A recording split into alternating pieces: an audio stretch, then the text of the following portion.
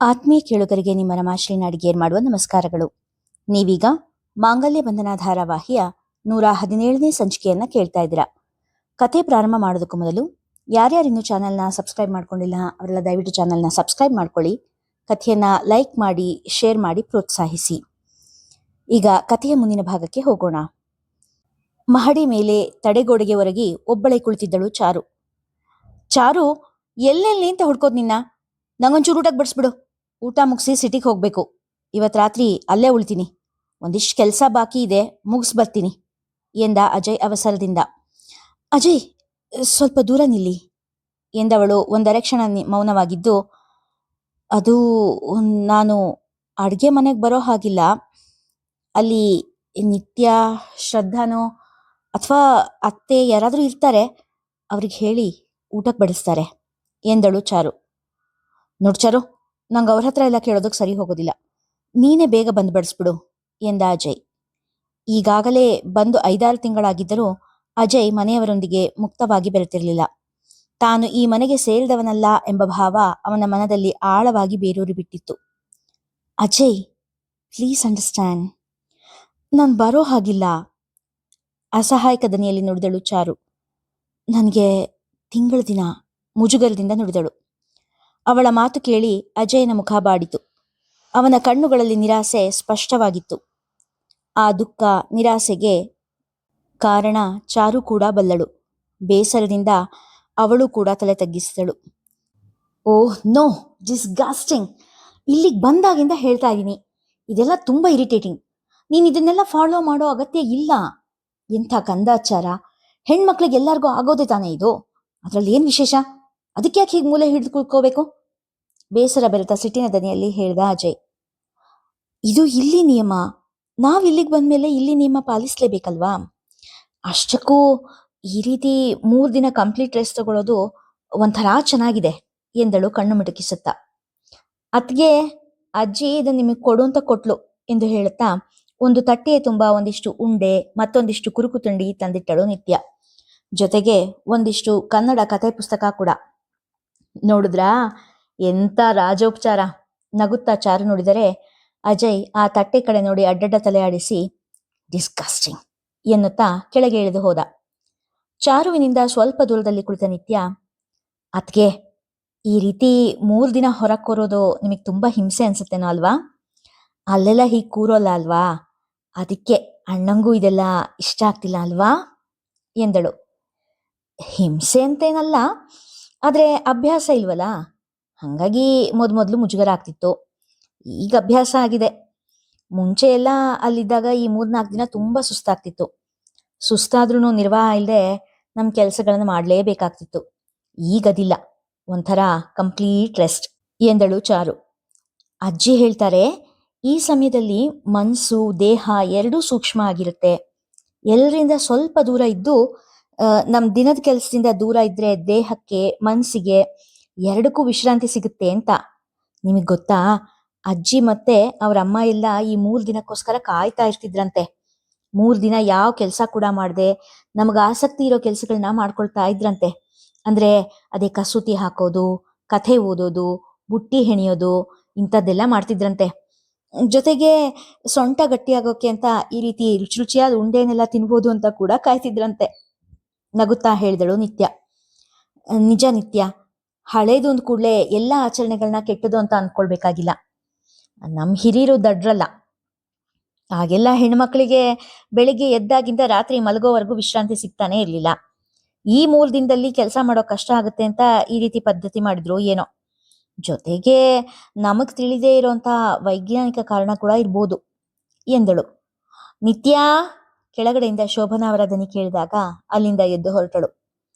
ನಿತ್ಯ ಕೊಟ್ಟ ಕತೆ ಪುಸ್ತಕ ತೆಗೆದುಕೊಂಡು ಒಂದಿಷ್ಟು ಹುರಿಗಳು ಬಾಯಿಗೆ ಹಾಕಿಕೊಂಡ ಚಾರುವಿಗೆ ಅಜಯ್ನ ನಿರಾಸೆಯ ಮುಖ ಕಣ್ಣ ಮುಂದೆ ಬಂದಿತು. ಸಾರಿ ಅಜಯ್, ಈ ಸಾರಿ ಕೂಡ ನಿಮ್ಮ ಆಸೆ ಪೂರೈಸೋದಕ್ಕಾಗಲಿಲ್ಲ ಎಂದುಕೊಂಡು ತನ್ನ ಒಡಲನ್ನು ಸವರಿಕೊಂಡಳು. ಕಣ್ಣಲ್ಲಿ ನೀರು ತುಂಬಿ ಬಂದಿತು. ಅತ್ತೆ, ನೀವು ತಪ್ಪು ತಿಳಿದೇ ಇದ್ರೆ ಒಂದು ಮಾತು. ಶೋಭಾ ಪೀಟಿಕೆ ಹಾಕಿದಳು. ತಪ್ಪು ತಿಳಿಯೋದೇನು ಬಂತು ಶೋಭಾ? ನೀನು ಏನೇ ಹೇಳಿದ್ರು ಯೋಚನೆ ಮಾಡೇ ಹೇಳಿರ್ತೀಯ ಅಂತ ನಂಗೆ ಗೊತ್ತು. ಏನು ಹೇಳಬೇಕು ಅಂತಿದೆಯೋ ಅದನ್ನ ಹೇಳು ಯಶೋಧ ಅವರು ಕಾಲಿಗೆ ಎಣ್ಣೆ ತಿಕ್ಕಿಕೊಳ್ಳುತ್ತಾ ಹೇಳಿದರು. ಅದು ಆ, ಅಕ್ಕ ಅವ್ರ ತವ್ರ ಮನೆಗೆ ಹೋಗಿ ಎಷ್ಟೊಂದು ತಿಂಗಳುಗಳೇ ಕಳೆದು ಹೋಗಿದೆ. ಹೇಗಿದ್ರೂ ಈಗ ಶ್ರೀನಿವಾಸಾಚಾರ್ಯರ ಆರೋಗ್ಯ ಕೂಡ ಸುಧಾರಿಸಿದೆ. ಅಕ್ಕಂಗೆ ವಾಪಸ್ ಇಲ್ಲಿಗೆ ಬರೋದಕ್ಕೆ ಹೇಳಿ. ಅವರಿಲ್ದೆ ಈ ಮನೆ ಭಣಭಣ ಅಂತ ಇದೆ. ಶೋಭಾ ಅವರಿಗೆ ಮನೆ ತುಂಬಾ ಜನ ಇದ್ದರೂ ಅಕ್ಕನ ಜಾಗ ಯಾರೂ ತುಂಬಲಾರರು. ನಾನು ಅದ್ರ ಬಗ್ಗೆನೇ ಮಾತಾಡ್ಬೇಕು ಅಂತಿದ್ದೆ. ಆದ್ರೆ ನಿಮ್ಮ ಮಾವ ಮೊದ್ಲು ಕೋದಂಡನ ಹತ್ರ ಇದ್ರ ಬಗ್ಗೆ ಮಾತಾಡೋಣ ಅಂದ್ರು. ಯಶೋದಮ್ಮ ಹೇಳಿದಾಗ, ಭಾವನ ಹತ್ರನಾ? ಅಕ್ಕ ಮನೆಗೆ ಬರೋದಕ್ಕೆ ಭಾವನ್ ಪರ್ಮಿಷನ್ ಬೇಕಾ? ಶೋಭನಾಳಿಗೆ ತನ್ನ ಅಕ್ಕನಿಗೆ ಅನ್ಯಾಯ ಮಾಡಿದ ಭಾವನ ಬಗ್ಗೆ ಅಷ್ಟೇನೂ ಸುಮುಖ ಭಾವವಿಲ್ಲ. ಅವಳ ದನಿಯಲ್ಲಿ ಅಸಮಾಧಾನದ ಎಳೆ ಗುರುತಿಸಿದ ಯಶೋದಮ್ಮ, ನಂಗೊತ್ತು ಶೋಭಾ, ನಿಂಗೆ ಜಾನು ಮೇಲೆ ತುಂಬಾ ಪ್ರೀತಿ ಅಂತ. ನಮಗೂ ಕೂಡ ಕೋದಂಡನ್ಗಿಂತ ಜಾನ್ಕಿನೇ ಮುಖ್ಯ. ಏನೇ ಆದ್ರೂ ಇನ್ಮೇಲೆ ಅವರಿಬ್ರು ಇಲ್ಲೇ ಇರಬೇಕು ಅನ್ನೋದು ನಮ್ಮ ಆಸೆ.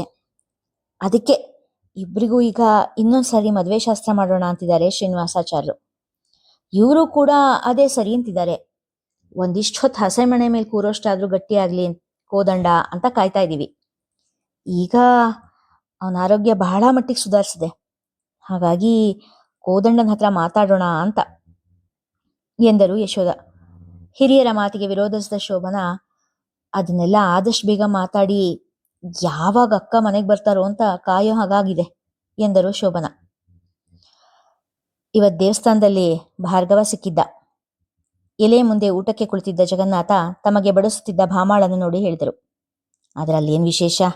ಇತ್ತೀಚೆಗೆ ಆ ಮನೆಯವರೆಲ್ಲ ದೇವಸ್ಥಾನದಲ್ಲೇ ವಾಸ ಮಾಡ್ತಾ ಇದ್ದಾರೇನೋ ಅನ್ಸಿದೆ, ಉತ್ಸಾಹವಿಲ್ಲದೆ ಹೇಳಿದಳು. ಅವಳಿಗೇಕೋ ಇತ್ತೀಚೆಗೆ ಘನಪಾಠಿಗಳ ಮನೆಯವರನ್ನೆಲ್ಲ ಕಂಡರೆ ಅಷ್ಟಕ್ಕಷ್ಟೇ ಎನ್ನುವಂತಾಗಿದೆ. ಅಯ್ಯೋ, ಅದ್ಯಾಕೆ ಹಂಗೆ ಮಾತಾಡ್ತಾ ಇದೀಯಾ? ಮಾತಲ್ಲಿ ಯಾಕಷ್ಟು ಉದಾಸೀನ? ಅಚ್ಚರಿಯಿಂದ ಕೇಳಿದರು ಜಗನ್ನಾಥ.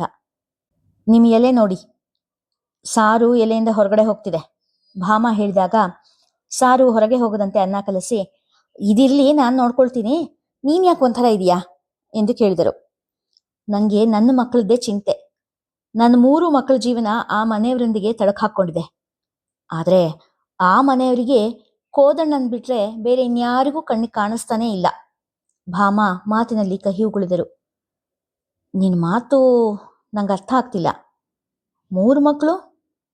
ಜಗನ್ನಾಥ ಅಚ್ಚರಿಯಿಂದ ಕೇಳಿದಾಗ, ಅನ್ನ ಬದಿ ಮಾಡ್ಕೊಳ್ಳಿ, ದಪ್ಪ ಮೆಣಸಿನ್ಕಾಯಿ ರಸ ಮಾಡಿದ್ದೀನಿ, ಹಾಕ್ತೀನಿ ಎಂದು ಹೇಳಿ ಜಗನ್ನಾಥ ಅವರಿಗೆ ರಸ ಬಡಿಸಿ ಪಾತ್ರೆಯನ್ನು ಅವರ ಮುಂದೆಯೇ ಇಟ್ಟುಕೊಂಡು ಜಗನ್ನಾಥ ಅವರ ಬದಿಯಲ್ಲೇ ಕುಳಿತರು. ಜಾನ್ಕಿ ಕೂಡ ನಮ್ಮ ಮಗಳ ಹಾಗೆ ತಾನೇ ಎಂದರು. ಭಾಮಾರ ಉನ್ನತ ಗುಣಕ್ಕೆ ಜಗನ್ನಾಥ ಅವರ ಮನ ಹೆಮ್ಮೆಯಿಂದ ಬಿಗಿತು. ಮನಸ್ಸು ಒಮ್ಮೆ ಅತ್ತಿಗೆ ಶಾಂತ ಅವರನ್ನು, ಹೆಂಡತಿ ಭಾಮಾ ಅವರನ್ನು ತಕ್ಕಡಿಯಲ್ಲಿಟ್ಟು ತೂಗಿತು. ಹೋಲಿಕೆ ಕೂಡ ಅಸಾಧ್ಯ ಎನಿಸಿ ತಲೆ ಕೊಡವಿದರು. ನಮ್ ಜಾನು ಅವ್ರಿಗೋಸ್ಕರ, ಅವ್ರ ಮಗಂಗೋಸ್ಕರ ಎಷ್ಟೆಲ್ಲ ಪಡಪಾಟ್ಲು ಪಡ್ತಾ ಇದ್ದಾಳೆ. ಅದ್ರ ಬಗ್ಗೆ ಕಿಂಚಿತ್ತಾದ್ರೂ ಕೃತಜ್ಞತೆ ಇದೆಯಾ ಅವರಲ್ಲಿ? ನಮ್ ಜಾನು ಆ ಮನೆ ಬಿಟ್ಟು ಬಂದು ಎಷ್ಟು ತಿಂಗಳಾಯ್ತು? ಆಮೇಲೆ ಒಂದ್ಸರಿನಾರು ಅವಳು ಆ ಕಡೆ ಕಾಲ್ ಹಾಕಿದಳ? ಅದ್ರ ಬಗ್ಗೆ ಆ ಮನೆ ಜನಕ್ಕೇನಾದ್ರೂ ಚಿಂತೆ ಇದೆಯಾ? ಅವಳು ಇರೋದು ಬಿಡೋದು ಏನು ವ್ಯತ್ಯಾಸನೇ ಇಲ್ವೇನೋ ಅನ್ನೋ ಹಂಗಿದ್ದಾರೆ. ಸೆರಗಿನಿಂದ ಕಣ್ಣು ಮೂಗು ಒರೆಸಿಕೊಂಡರು. ಹಾಗಲ್ಲ ಕಣೆ, ಇವತ್ ಭಾರ್ಗವ ಕೂಡ ಅದೇ ಮಾತು ಹೇಳ್ತಿದ್ದ. ಅತ್ತಿಗೆ ಇಲ್ದೆ ಮನೆಯೆಲ್ಲ ಬಿಕೋ ಅಂತಿದೆ ಎಂದ. ಘನಪಾಠಿಗಳು ದಿನಕ್ಕೆ 10 ಸರಿ ಆದ್ರೂ ಮನೆ ತುಂಬಾ ಜಾನು ಜಾನು ಅಂತ ಕೂಕೊಂಡು ಓಡಾಡ್ತಾ ಇರ್ತಾರೆ ಎಂದ. ಅವರಿಲ್ಲ ಎನ್ನೋದು ನೆನಪಾದ ತಕ್ಷಣ ಮಂಕಾಗ್ಬಿಡ್ತಾರೆ ಅಂತ ಹೇಳ್ದ. ದಪ್ಪ ಮೆಣಸಿನಕಾಯಿ ರಸವನ್ನು ಬೆರಳಿನಲ್ಲಿ ತೆಗೆದುಕೊಂಡು ನಾಲಿಗೆಗೆ ತಾಗಿಸಿದರು. ಏನೋ ಎಲ್ಲ ಬರೀ ಮಾತಲ್ಲಿ ಅಚ್ಚ ತೋರಿಸ್ತಾರೆ. ಅವಳ ಮನಸ್ಸಿನ ಬಗ್ಗೆ ಯೋಚನೆ ಮಾಡೋರು ಯಾರೂ ಇಲ್ಲ. ಆ ಜಾನ್ಕಿ ಕೂಡ ಒಂದು ಕಲ್ಗುಂಡು. ತನಗಾಗೋ ಆಸರಿಕೆ ಬೇಸರಿಕೆ ಏನೂ ಹೇಳ್ಕೊಳ್ಳೋದಿಲ್ಲ. ಅವಳ ಮನಸ್ಸಲ್ಲಿ ಏನಿದೆಯೋ ಏನೋ ಯಾರಿಗೂ ಗೊತ್ತಾಗಲ್ಲ ಎಂದ ಭಾಮ ಪಾತ್ರೆ ತೆಗೆದುಕೊಂಡು ಒಳಗೆ ಹೋದರು. ಹೆಂಡತಿ ಹೇಳಿದ ಮಾತಿನಲ್ಲಿ ಸತ್ಯವಿದೆ ಎನಿಸಿ ಸುಮ್ಮನಾದರು ಜಗನ್ನಾಥ. ಹುಲ್ಲಾಗು ಬೆಟ್ಟದಡಿ ಮನೆಗೆ ಮಲ್ಲಿಗೆಯಾಗು, ಕಲ್ಲಾಗು ಕಷ್ಟಗಳ ಮಳೆಯ ವಿಧಿಯು ಸುರಿಯೇ, ಬೆಲ್ಲ ಸಕ್ಕರೆಯಾಗು ದೀನ ದುರ್ಬಲರಿಂಗೆ, ಎಲ್ಲರೊಳಗೊಂದಾಗು ಮಂಕುತಿಮ್ಮ. ಮಂಕುತಿಮ್ಮನ ಕಗ್ಗ ಓದುತ್ತಾ ಇದ್ದವರಿಗೆ ಜಾನಕಿಯ ನೆನಪಾಗಿತ್ತು. ಗುಂಡಪ್ಪನವರ ಈ ಮಾತನ್ನ ಅಕ್ಷರಶಃ ಪಾಲಿಸ್ತಾ ಇರೋದು ಅಂದ್ರೆ ಜಾನ್ಕಿನೇ ಇರಬೇಕು. ಅಬ್ಬಬ್ಬಬ್ಬಬ್ಬ, ಅದೆಂತ ಹೆಣ್ಣು ಜಾನ್ಕಿ! ಹೆಣ್ಣಿಗಿರ್ಬೇಕಾದ ಎಲ್ಲಾ 6 ಗುಣನೂ ದೇವ್ರು ಇವಳಲ್ಲೇ ಎರ್ಕ ಹೊಯ್ದು ಕಳಿಸ್ಬಿಟ್ಟಿದಾನೋ ಏನೋ. ಅದೆಂಥ ಸಹನೆ, ಅದೆಂಥ ಸಹನೆ. ಸೀತಾಮಾತೆಗಿರೋಷ್ಟೇ ಸಹನೆ ಇದೆಯೇನೋ ನನ್ನ ಜಾನಕಿಗೆ ಎಂದವರು ಒಂದು ಕ್ಷಣ ತಮ್ಮ ಆಲೋಚನೆಗೆ ತಾವೇ ನಡುಗಿದರು. ಛೆ, ಇದೆಂಥ ದುರಾಸೆ ನನಗೆ. ಅಂಥ ದೇವಿನ ನಾನು ನನ್ನ ಜಾನಕಿ ಅಂದ್ಬಿಟ್ನಲ್ಲ.